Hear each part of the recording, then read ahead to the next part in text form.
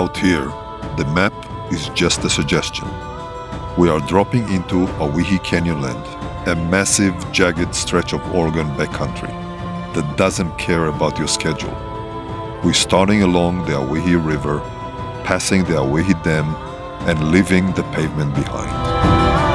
Ahead of us lies 200 miles of remote dirt, no cell service, no fuel, and plenty of new ways to ruin a good set of tires.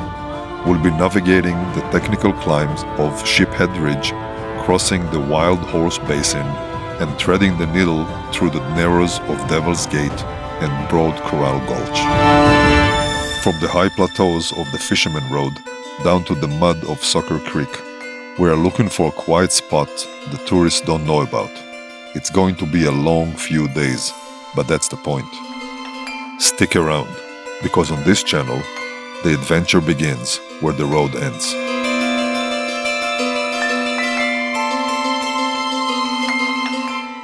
It's the first part of the Owyhee Canyonland in Oregon. We just got into the main park. The first section will be paved, but it doesn't matter. The views are insane, completely insane. Look at the sides. This is really nice. It almost reminds me some places on Highway 4 crossing the Sierras. But this is nicer because there's a river, and anytime there's water, it's automatically 17% nicer.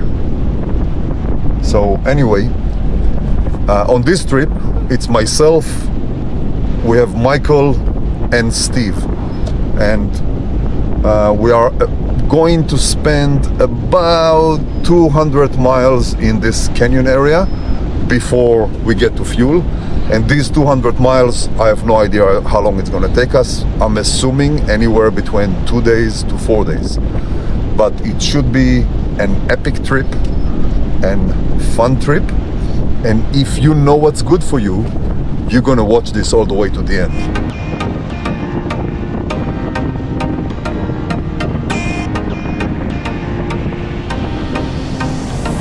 The landscape here is unreal. We're still on pavement, but I don't care. If this is the landscape, I'm willing to be for the next 200 miles on pavement. It's not gonna be. We have about maybe 10, 15, 20 miles on pavement. But this is really nice. Really, really nice. It's kind of, I don't know, calming a little bit. I think I'm becoming a wuss.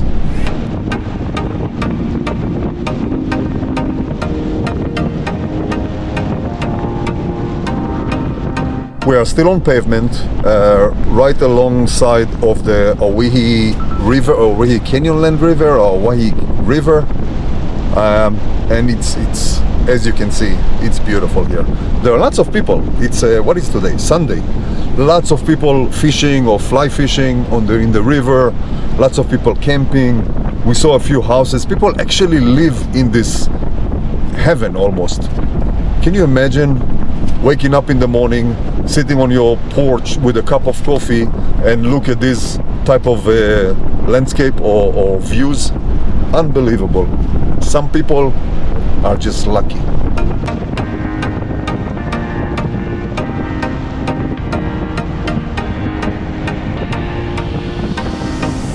So we just passed the Owyhee River Dam. We didn't go over it, we just passed by it. And we are continuing alongside the river.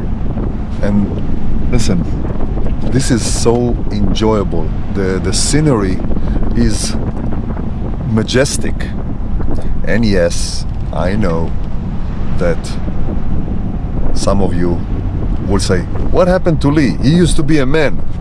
Well, what can I tell you? I'm getting old. I'm getting sensitive.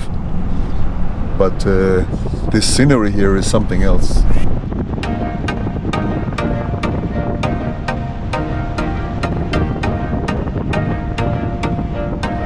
All right, so we just passed by the boat launch and just got on dirt. So we're gonna go a little bit further and then we'll stop to air down, maybe get a bite to eat, I'm just looking for a spot that is kind of fun to stop.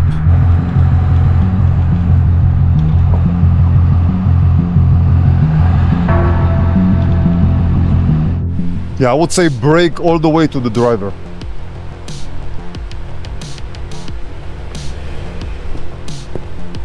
Go very slow.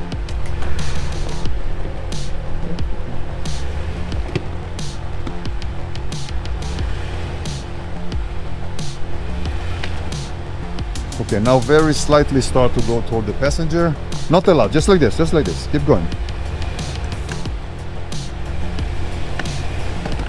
Okay, now brake all the way passenger to avoid the big rock.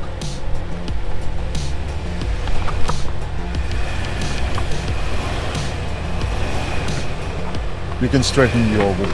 That's straight. Driver, driver, driver. Yeah, now you're good. Now just go. A little bit passenger, a little tiny. Yeah, that's it. That's good. Just go straight.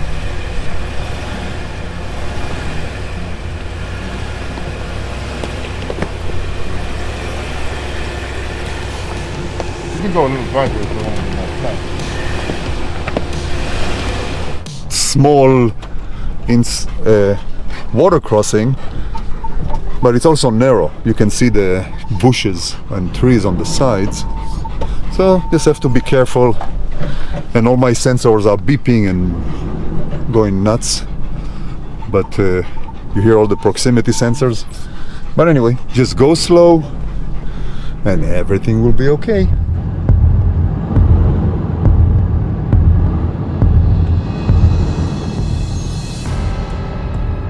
So we are now continuing on this trail. The trail is a bit sketchy, but nothing that a lifted Prius with four-wheel drive cannot do. You have to go slow. It's kind of a ledge trail, so not too much room for mistakes. And of course, as always on trails like this, if at any point the trail is blocked and you need to turn around, there's absolutely no place to turn around. So reverse is the only option. Hopefully it's not gonna get to that, but if it is what it is. But you can see the trail is rocky and kind of sharp-edged rocks, so hopefully nobody blow up a tire. But the views, I don't know if the outside camera captures everything, but the views are really nice.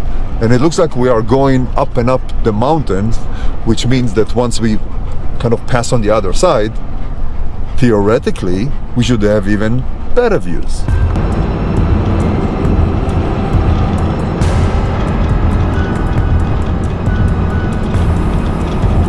So we just climbed up.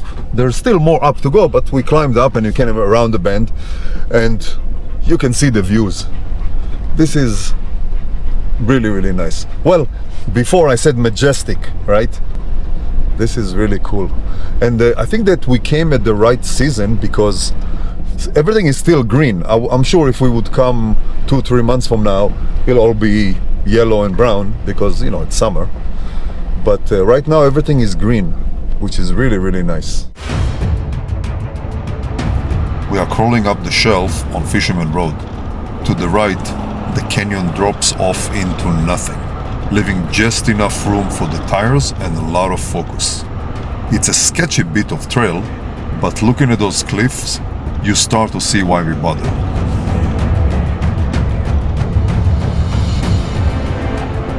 Alright, so we climbed the mountain. It was a very twisty trail, lots of rocks, doable, not too challenging, just a little annoying because of all the rocks. And now we are at the top of this ridge, I guess, and it's somewhat of a plateau with a flat trail and still amazing scenery. But I think we're gonna go a little more, find maybe a place to stop, maybe for half an hour or an hour and eat something. We tried earlier, but it's a bit too windy, not that much fun to eat in the wind. So we'll try to find a better spot. But so far, and it's just the beginning of the trip, it's just the first day, like the first couple of hours of the first day. Really nice.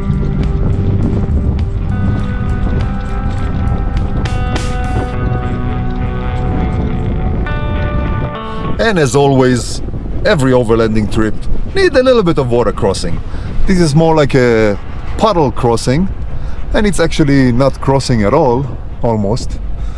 But hey, water is water. It's wet, it's muddy, it counts.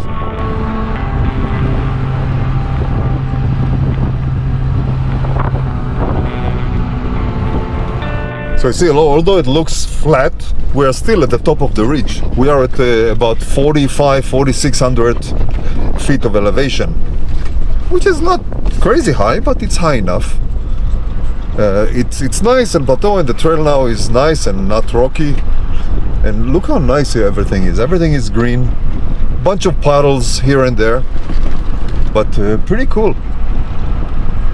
And so far, after we left the paved part, you know, after the marina, we didn't see anyone on this trail, and I doubt we will. Even though these, everybody say that these are somewhat popular, I think you still need a capable ridge in order to go here.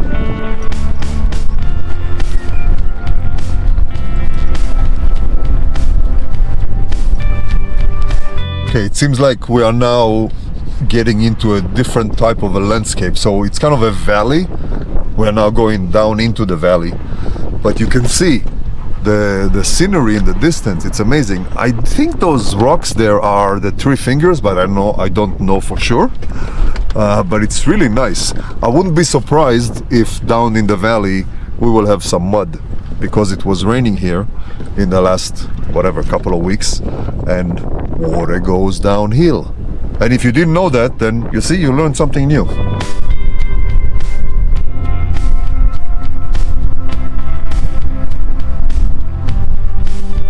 So we just made a left, and we're gonna kind of make a big circle and go by a place called Devil's Gate, I think. And then we're going to pass by a campground. I forget the name of it. And maybe it depends on the time. It's now 1:20. Depends on when we're going to be by that campground. We may decide to camp there. Although I usually do not like campgrounds. I want to camp in the middle of nowhere. But we'll see. We'll see the timing. We'll see how it looks. I'm pretty sure there will be no one there because it's Sunday today, and it'll be Sunday night or Sunday evening. But we'll see. So far so good. The trail is fairly dry. Puddles here and there, but it looks like it's pretty chewed up from people driving on it when it was wet, which is fine. But the scenery, as I mentioned earlier several times, it's very nice. It's very nice. Lots of green everywhere, lots of mountains everywhere. Pretty cool. Steve, Michael and I decided to kill the engines for a minute. Out here you don't just drive through a spot like this, you stop. It's a rare moment of stillness in a terrain that usually tries to shake your teeth loose. Then there's Ghost. He doesn't care about geology or the logistics. To him, this meadow is just one giant green playground. He's running circles searching for a toy he probably dropped 5 minutes ago. Watching him, you start to realize he got the right idea. This is a quick reset before we dive back into the dirt. Sometimes the best part of the trail is the part where you are not actually moving. Yeah, this is nice. See, it almost gives me the desert feeling that you can see for far away. Even though we are going into a valley, you can still see far enough. And I don't know if the outside camera captures it, but the trail we are going to is right there. We're gonna make a right very soon down this trail. There'll be like a T. Some part of the trail goes left, but we're gonna go right. And somewhat soon we're gonna hit that Devil's Gate, which I don't know what Devil's Gate is. If it's a rock or a gate or I don't know. We will see. So yeah, this is the part that we are making a right. You can see in front of me, part of the trail goes left, and we are going this way.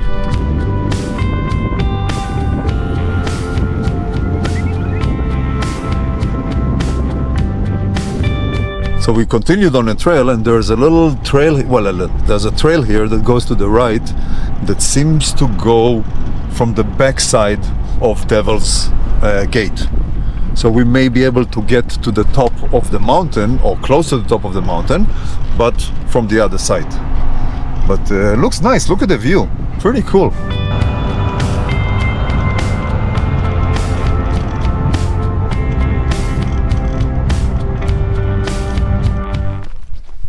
We're going to check the insides of the Devil's Gate. See? If there's a walking path, we'll check it out. If not, we'll turn around. We pulled up to the entrance of Devil's Gate and killed the engines. It's one of those spots that looks interesting from the truck, but you don't really get the scale of it until you're on the ground. It's about 100 yards walk, and the walls start closing in fast. The geography here is basically a massive rock chimney carved over a few million years. Native lore and early pioneers often tagged places like this with the Devil moniker because of the jagged and unforgiving terrain. But inside, it's a different world. Right at the base of the chimney, there's a small steel pool. It's a literal oasis in the middle of a rock. If you're the type to pack a ground tent, this is the kind of 5-star camping spot you won't find on any app. Quiet, protected, and completely hidden from the wind. Not a bad place to call it a day. This is pretty cool. So we just went through a gate that can be opened, and there's a kind of a little bit of an oasis, like a pool with a bunch of trees in it. I don't know if it's man-made or natural, but it's cool. I mean, this is not like the desert that every drop of water is a miracle. There are a lot of streams here and snow melts and a bunch of things, but still nice to see. It looks like it's some kind of a corral because there's a gate at the beginning and a gate. Looks like there might be another gate that we're gonna have to open here.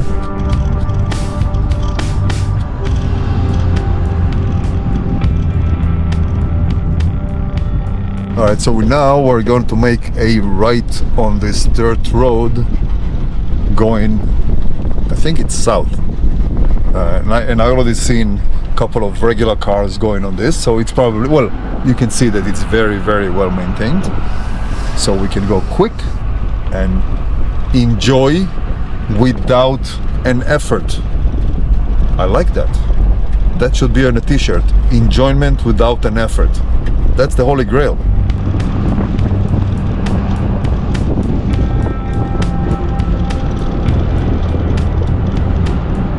All right, you see this hill in front of us? We're gonna go climb it. Just for fun. Let's see. Yep. Put 4 low and just conquer the hill. One is fun. Second, I'm pretty sure there's nice view from up there. It's not that steep. It's 14 degrees I see. Yeah, 14 degrees. 15 now. 16. Piece of cake for a beast. Not me, the truck. 17 degrees. 18 degrees.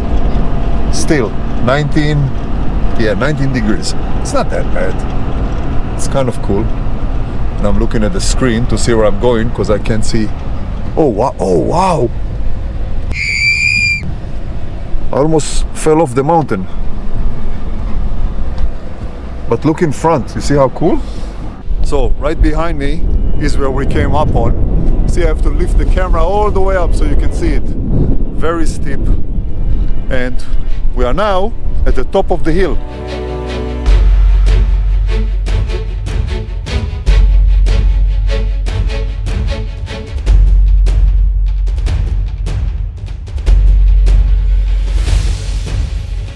Is this cool or what? This is so nice. Now let's go down. You know what they say? What goes up must come down. That's true for many things, especially overlanding.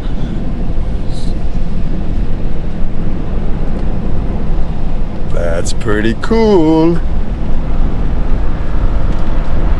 All right, that was a little bit fun.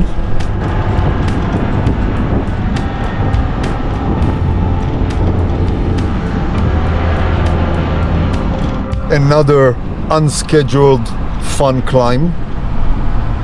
This one seems steeper than the last one, but steeper might mean more fun and nicer view. We will find out pretty soon. Oh yeah, this one is steep. I'm already at 16 degrees, 17 degrees, not even. Uh-oh, uh-oh. 18 degrees, 20 degrees. Oh man, that's scary. That looks a little scary. That's scary. You gonna make it?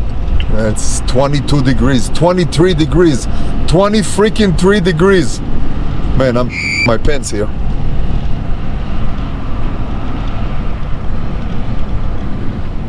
Whew. Oh man, oh wow. That's nice, it's all flat here.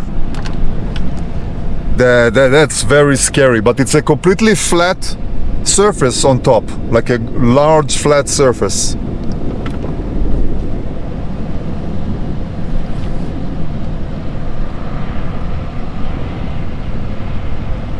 Wow, that was nice.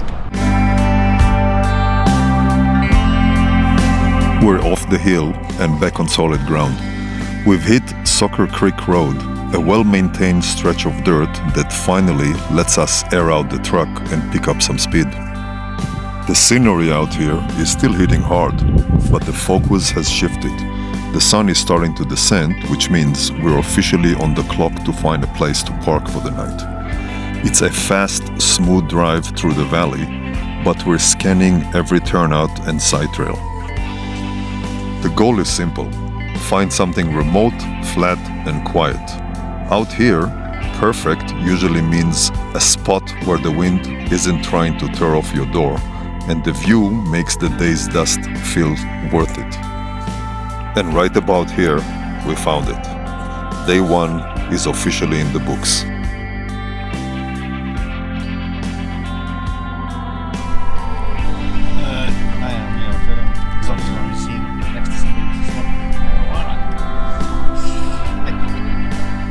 You know what the thing is? The one thing about that Max Trax mount is that it, I don't know if it's just my tire size, but you have to get the last click